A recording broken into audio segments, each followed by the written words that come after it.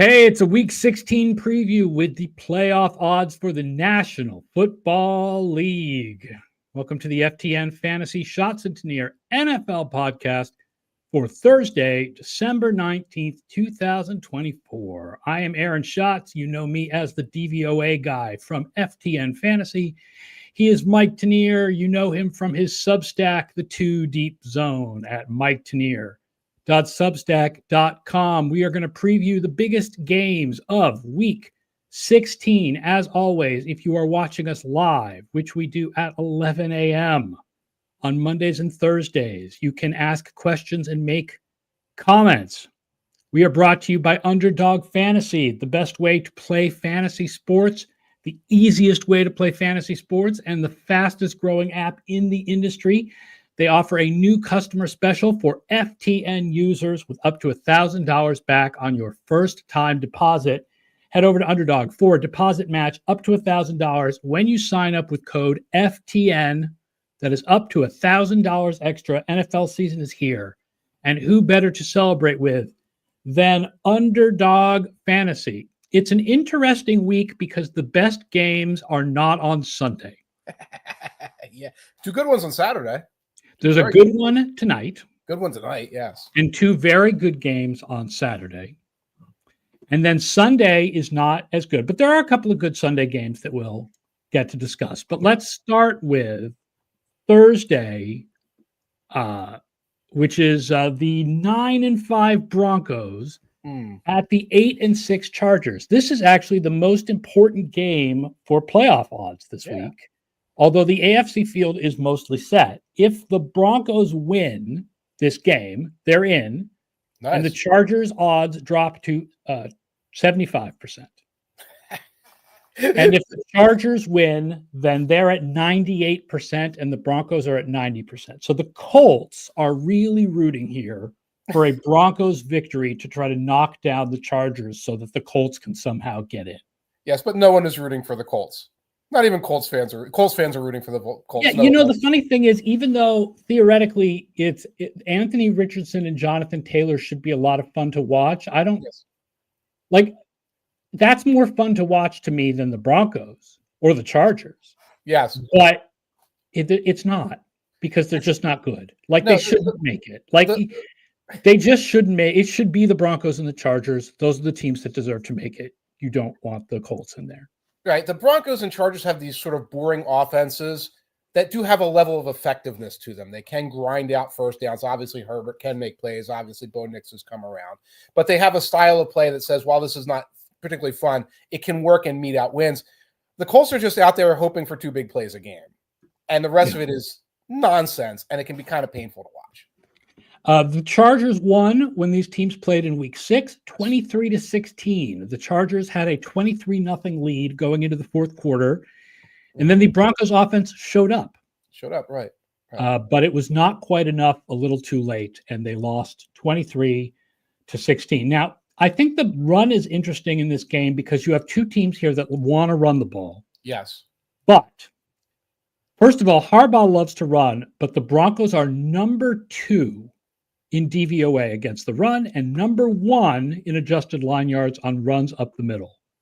So the Chargers are not going to be stuffing the ball up the middle on the Broncos in this game. Right. You flip it around the other side, the Chargers are an average defense against the run. They're much better against the pass. But the Broncos are 29th running the ball. Most of their rushing yards in the first game were by Bo Nix. Right. Not by the running backs. If you take Bo Nix out of their running data, it gets worse. And it actually gets worse right now. It looks like Jaleel McLaughlin, the running back who's been more effective on a per-play basis than Javonte Williams, looks like he's out with a quad injury, which means you may see a little bit more of Audric Ballpark Estime coming in off the bench. He's been okay, but, again, you're not running the ball effectively. One of your more effective rushers is out. I looked up some stuff from the FTN Stats Hub. Justin Herbert is 23rd against man coverage, where the Broncos defense is in the top 5. You know about that Broncos defense, right? Patrick Surtain, Nick Bonito, Zach Allen having a fantastic season. Yes. Surtain, by the way, has been cleared to play. He has an ankle injury. And we know about those great Chargers playmakers. There's Stone Smart, There's DJ Chark. There's Ladd McConkey, who's been playing well. There's Palmer, who's okay. But yeah, there's a reason. These guys can't get open against man coverage. And you're going to, by the way, when I was looking at the things, I saw rushing overs for Justin Herbert. Don't take the rushing overs for Justin Herbert. He went from injured all last week to clearly injured in the game to the injury being exacerbated in the game to miraculously healed. I think this is hardball nonsense at work. I think you're going to see a very gimpy Herbert out there.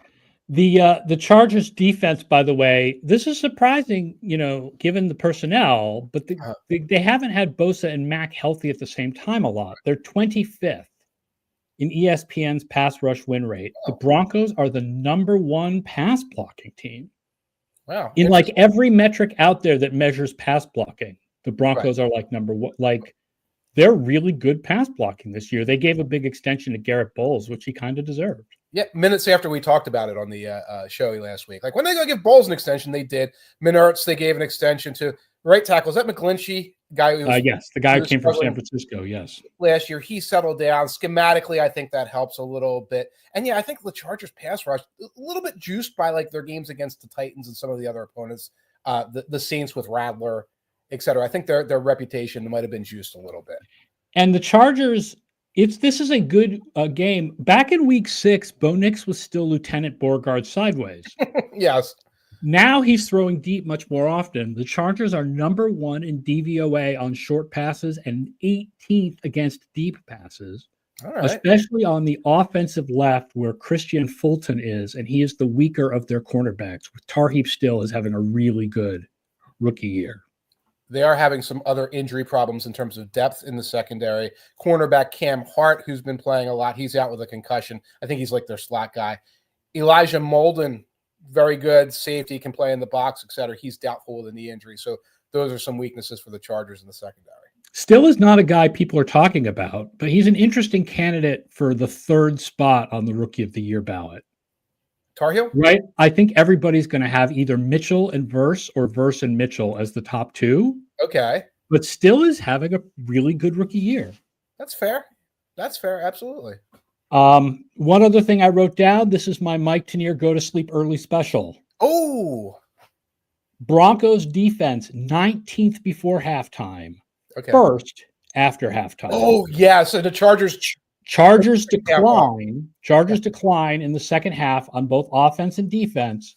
So Chargers -1 first half. Oh, I love it because I'm leaning Chargers in the game. Folks, by the way, if you check out my 2 Deep Zone article this week. It's a stat pack. It's for paid subscribers only. But it has a lot of very suspect Broncos statistics, some things to make you very worried about the Broncos. And so I'm leaning Chargers in this game, but like I don't love leaning Chargers all the way. I love the first half over for the first half spread for the Chargers. That's awesome. The line is Chargers by 2.5. So you like the Chargers. I like the Broncos, although I think I would like it better if I bought an extra half point and made it Broncos +3. I like that. Or even get up to 3.5 where you get a little bit more in there. But yeah, I can see that where you get the field goal game. This has a feeling of a rock fight. I think we're going to see both teams in 2nd and 3rd and long a lot. I think 2nd and 3rd and long still, it favors Herbert over Nix at this point. One of the things I did write about is how much mileage the Broncos have gotten out of interception returns this year. The Broncos they have a very good secondary, very good defense, but they've had so many long returns. They've had long fumble recovery returns. In a lot of their close games, the difference has been, we got a 60-yard return, either got a touchdown, a field goal, or that was a pick six. I don't know if that's sustainable against a Chargers team whose number one thing is they take care of the football. Herbert has only thrown 2 interceptions this year, not a lot of turnover-worthy throws. That's why I'm leaning towards the Chargers. All right, let's move on to Saturday. Eric Kyer says, it is that time of the year. I love football on Saturday. Eric, dude, Bill Connolly would like to remind you there is football on Saturday the rest of the season involving 20-year-olds. A poop ton of it this Saturday, an absolute poop ton of important, like unprecedented college football importance here. My friends going up against the NFL. It's very interesting because you have your choice between 2 very good NFL games or 2 college football playoff games. Or your choice, if you are an empty nester like me or don't have little children, to go to the bar and soak it all in.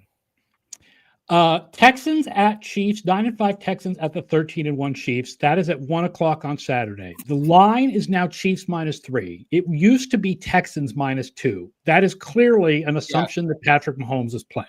Yes. And we have to go with it here. This game means almost nothing for the Texans. That's interesting. They are the 3 or 4 seed. It changes a little bit about the difference between whether they're the 3 or the 4 seed, but it means almost nothing. The Chiefs are number 1 seed 77% of the time if they win this and 31% of the time if they lose this. So it's important to them. Eric would like to point out he's from Canada, so that makes sense. They have their own college football up there. Oh, that's true. Yes, you do. I don't remember exactly what it's called, but it's Canadian football in college. It's Canadian football. It's amazing. I've mentioned this before. It's interesting. The Texans are only 15th in DVOA on the right side of offense, which is interestingly Stingley's side. Okay. So if you can get to, it must have to do with whoever else is on that side, not Stingley, because Stingley has been amazing. Good, and Stingley especially since week 8 has been really, really good. Their whole second really good. Better than Lassiter, certainly. Yeah, absolutely. That is weird. That is a very strange split. The most interesting matchup in this game, I think, is Danielle Hunter and Will Anderson Jr. against the questionable Kansas City tackles. Okay, that's definitely good. I've been running a bunch of sack and interception data for the Texans, and it's kind of unreal. The one takeaway I got from the sack data is that they have a lot of fluff in their sack data where they've been sacking Will Levis and Anthony Richardson and guys like that. That said, those are total mismatches. Flip side, there's a mismatch in the middle of the Texans offensive line, which is the middle of the Texans offensive line versus Chris Jones. Yes, absolutely. Middle of the Texans offensive line versus anybody, but especially Chris Jones. No question about it. Officially DJ Humphries is out. Okay. He's looking more and more like Scatman Crothers in The Shining, where he comes riding to the rescue and immediately gets injured, gets killed in the case of The Shining. In the Texans injury report, center guard Juice Scruggs did not practice. What they did last week was they moved Titus Howard from right tackle inside, and then they put Fisher at right tackle. But it's hide Rivers, our Texans expert, Rivers McCown, yes. Not a fan of that move. I believe it. It didn't look He good. has been wrecking that move on the social media all week long. And while that's fair, Rivers, if you're listening, I'm not sure what else they could have done. They're out of guys. They're out of ideas. Stroud struggles against man coverage this year and is 31st in DVOA against the blitz. Oh my God. Steve Spagnuolo licking his chops. Yeah, and he hasn't had a chance. Stroud has not had a chance when you blitz against that offensive line. Can you imagine? You send 5 or 6 against that offensive line, and hope Joe Mixon picks someone off? Yeah. Right.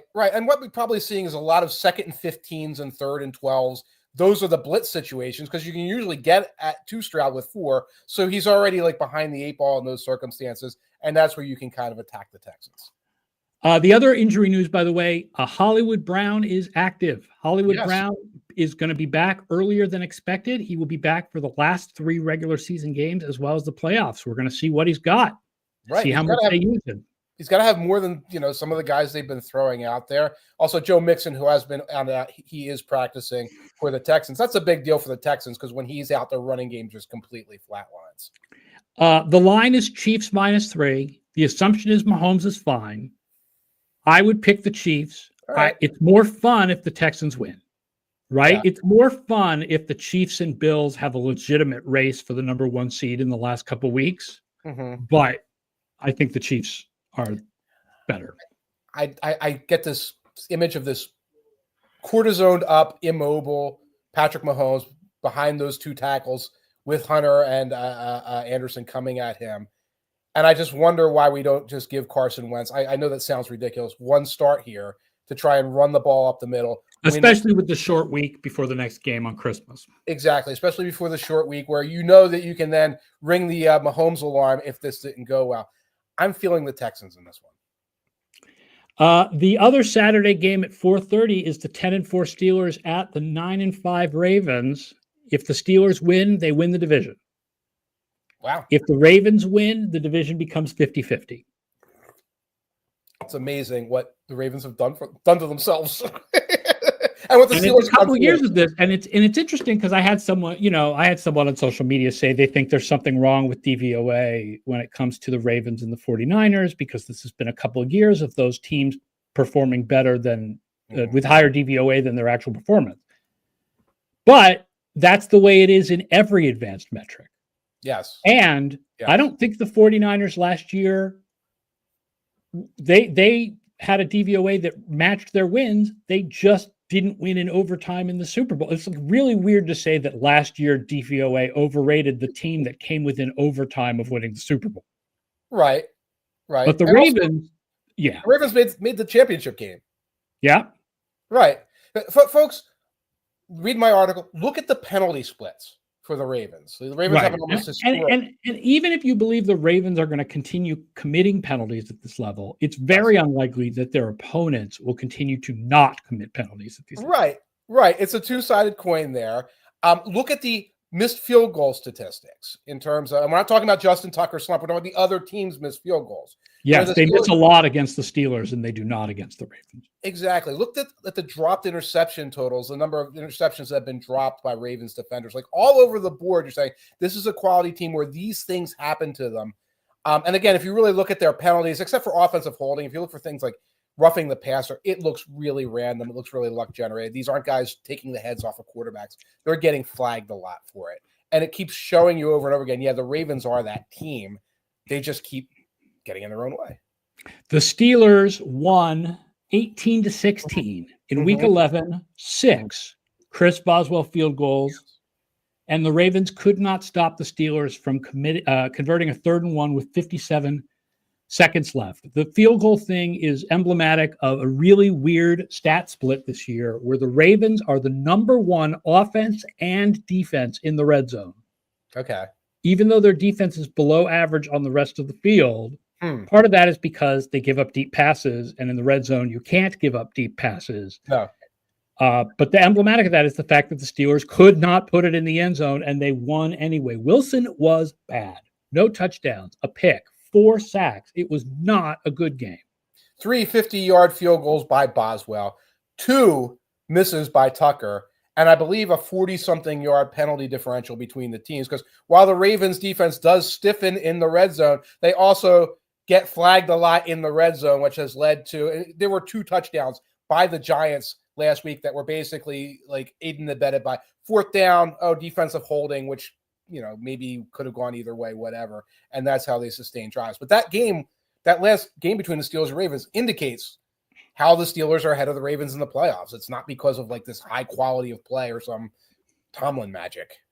Well, there is a little Tomlin magic, I'm guessing, but there's a lot of other stuff there. Right. The special teams advantage, right, is field goals, obviously. Net punting also. Steelers much better than the Ravens. So if this becomes some sort of defensive battle with a lot of punts, that's an advantage for the Steelers. And guess what? This is going to be a rock fight. George Pickens did not practice Tuesday or Wednesday. Looks like he is out again. Nelson Aguilar is in concussion protocol and probably out. Rashad Bateman was limited in practice. He popped up with a foot injury. Now, if you're trying to figure out, who are the receivers besides Zay Flowers?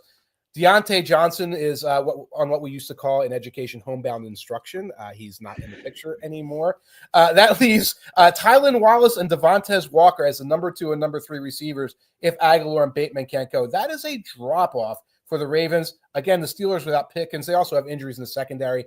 This is shaping up for rock fight. Classic Ravens Steelers rock fight territory. Although a rock fight that may not have TJ Watt.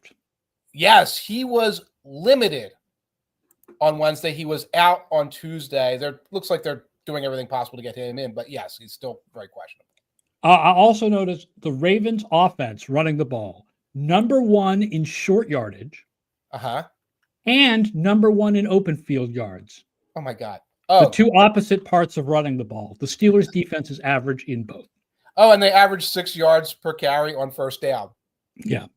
6.1 for Henry, 6.8 for Lamar, and then Justice Hill is the rest. Often in the fourth quarter with a lead is when. And then the other fun stat that I found yesterday: the Ravens in late and close situations. Okay. Number 2 offense behind Green Bay. Oh, no. Number 32 defense.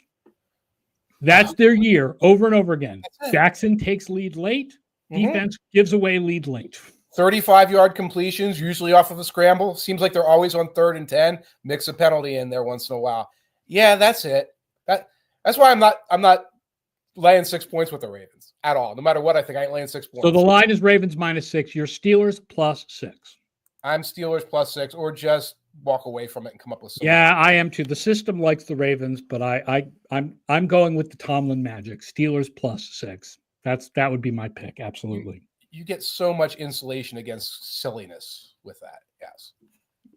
All right, on to Sunday. And a reminder, of course, if you are watching us live, we'll take your questions and comments. There's a lot of Sunday games we are not going to cover here. Aww. But there is one good 1 o'clock game, one pretty good 1 o'clock game, and one pretty good 4 o'clock game. Yes. So let's start with the 12-2 Eagles at the 9-5 Commanders. This is the most important game for Super Bowl odds because we have the Eagles make it 41% of the time with a win, but 32% with a loss because of what this game means for the 1 seed. Yes. The Commanders make the playoffs 96% of the time if they win this and 84% if they lose. The Eagles won 26-18 back in week 11. Yes. The Commanders ended with a long drive to score a touchdown, but couldn't get an onside kick with 28 seconds left. Right. Saquon Barkley, 146 yards and 2 touchdowns, plus 52 receiving yards, which is interesting because the Commanders have been very good against running backs as receivers, except Saquon Barkley. Mm-hmm. Meanwhile, Austin Eckler had 89 receiving yards for the Commanders in that game, which doesn't matter because he is now on IR. He's on IR. I don't know how much of that, by the way, was late in that game dump-offs, which I think that might have been a factor there. Well, those were touchdown drives, but they were too late. It was too late. It was the too late touchdown drive where you're letting, you're still got a 2-score lead and you're. The big thing to me in this game is the importance of Marshawn Lattimore, now that he is healthy, is such an incredible upgrade on any other cornerback that the Washington Commanders had to cover A.J. Brown. Right. And I think that is a big plus for the Commanders in this game. Right. And what you have, one reason they were so good against running backs is Washington was 28th against wide receiver 1s per DVOA, 24th versus wide receiver 2. Why throw to the back if your top 2 receivers are open? Lattimore should change that. He was good against the Saints. The Saints have no receivers anymore. He was out there covering Dante Pettis, folks.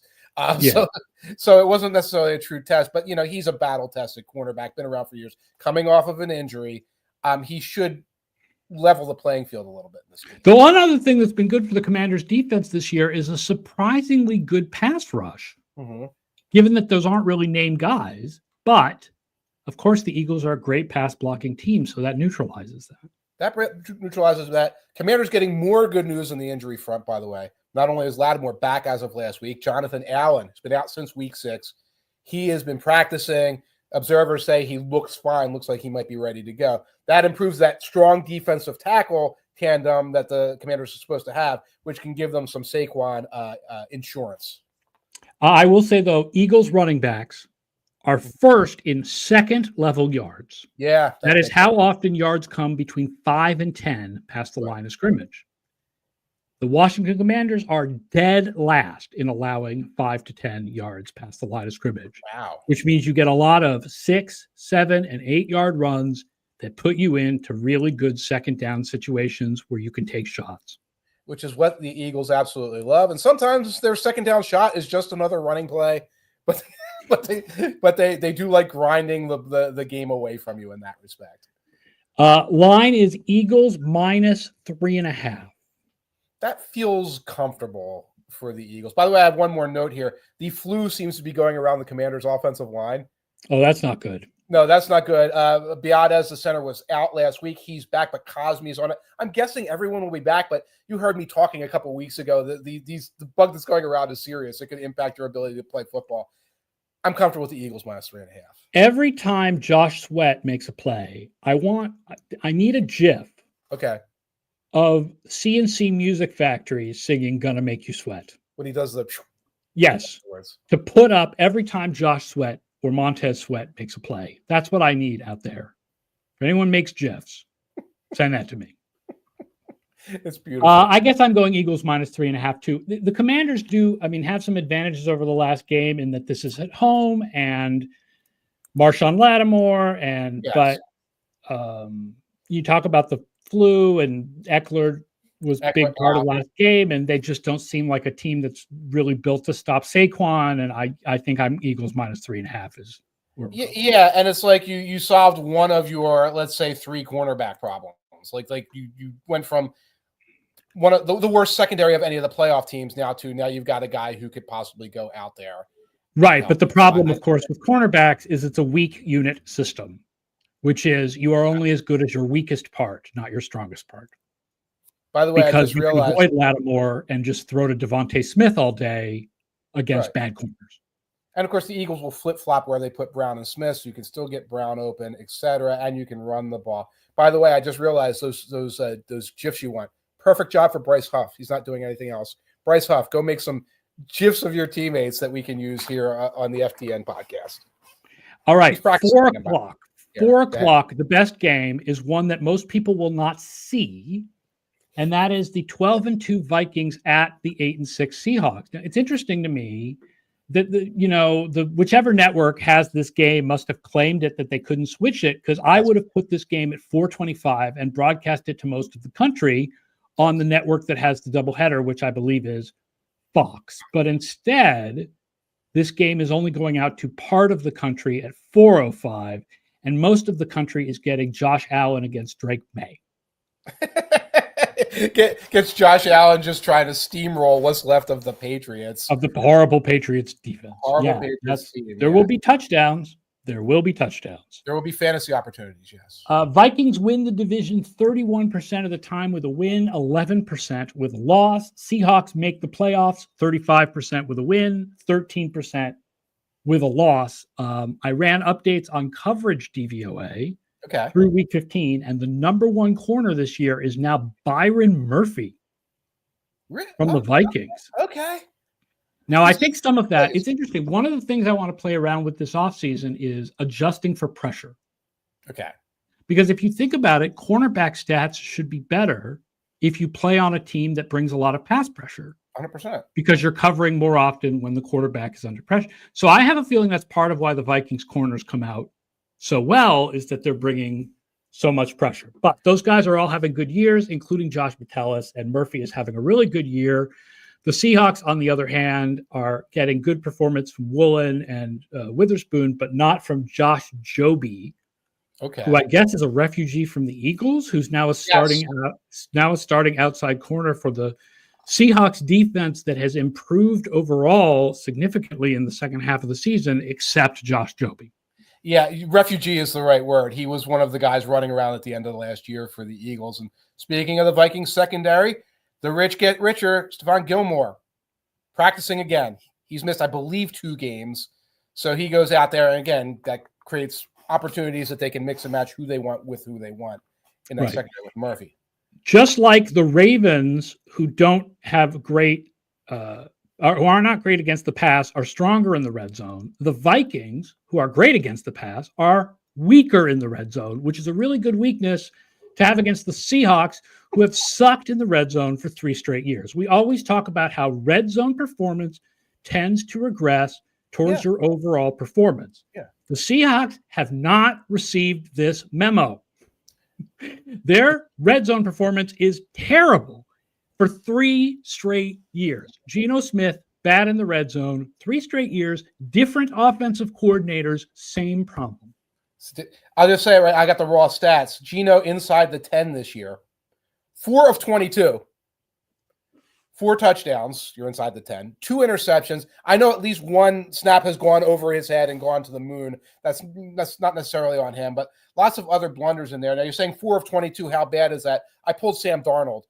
26 of 33 in the red zone, 18 touchdowns. It's typical of a starting quarterback the whole year on a good team to have 12, 13, 14 touchdowns. If you're Jalen Hurts, you've got 8 touchdowns, but you have 14 push touchdowns or whatever. Geno is just, and that offense is just bad. Some bits from the FTN Stats Hub. Darnold excels against man coverage. Mm-hmm. He's now 3rd in DVOA. The Seahawks are average in their man zone split, and they are good in man coverage, but Darnold excels against it. Geno Smith, 26th against man coverage. And the Vikings are the best defense in the NFL when they use man coverage. There are, and if you check my 2 Deep Zone article, folks, a lot of Seahawks skepticism statistics. If you weren't skeptical of the Seahawks because, they're coming off a loss and it looks like the Rams are better than that right now, a lot of them are Geno skepticism statistics. Turnover-worthy throws from FTN, which I borrowed from FTN, are very not charitable to Geno. He leads all the playoff-bound quarterbacks. Sack yardage. Geno has taken an incredible amount of sacks. The flip side of it, and one of the things I really looked at is not just number of sacks, but length of sacks. There's a difference between a -9 sack and a -2 sack. Thank you, because that was kind of the point of what I'm saying. He takes a lot of those -8, -9 sacks. Josh Allen doesn't. I was just watching Drake May. Drake May doesn't. It's like, oh gosh, I'm in trouble. Step, dive. Loss of 1, loss of 2.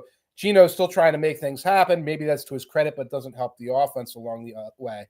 And the other side of that is the Seahawks, like the Broncos, the Seahawks have gotten so much mileage out of interception return yards, fumble return yards, things that aren't necessarily repeatable. And in the Seahawks case, they only have 10 interceptions defensively. So it's not like they're the Broncos defense or the Vikings defense where it's like, oh, it's a great defense. So of course they got interception return yards. When they get an interception, there's just free space in front of them and they get these big returns. A lot of skepticism about the Seahawks. I mean, the numbers, the DVOA, everything points towards the Vikings. The Vikings are 6th in DVOA. The Seahawks are 18th. The line is Vikings -3.5. And in Seattle, I would go with Vikings -3.5. Yeah, I'm going to go with Vikings -3.5. That's not enough of a home Seattle 12th man thing. But the 12th man has not been very helpful from a betting standpoint in a couple of years. So, yeah, well, this goes to something that I've talked about a lot, which is that over time, every team basically has the same home field advantage. Yeah, I can see that. Over time, and there have been studies suggesting that Denver is an exception in all sports, right? Because of the air. But still, with the NFL, I found any period of time that you feel like one team has a stronger home field advantage, if you look at another period of time, they don't. Right. And so when people talk about this building is hard to play in, or this building is hard to play in, or this building is hard to play in, the safest thing is just to assume that home field advantage is just home field advantage, unless you're talking about weather, dome and warm teams in really cold, snowy weather. Right. Home field advantage just kind of is home field advantage.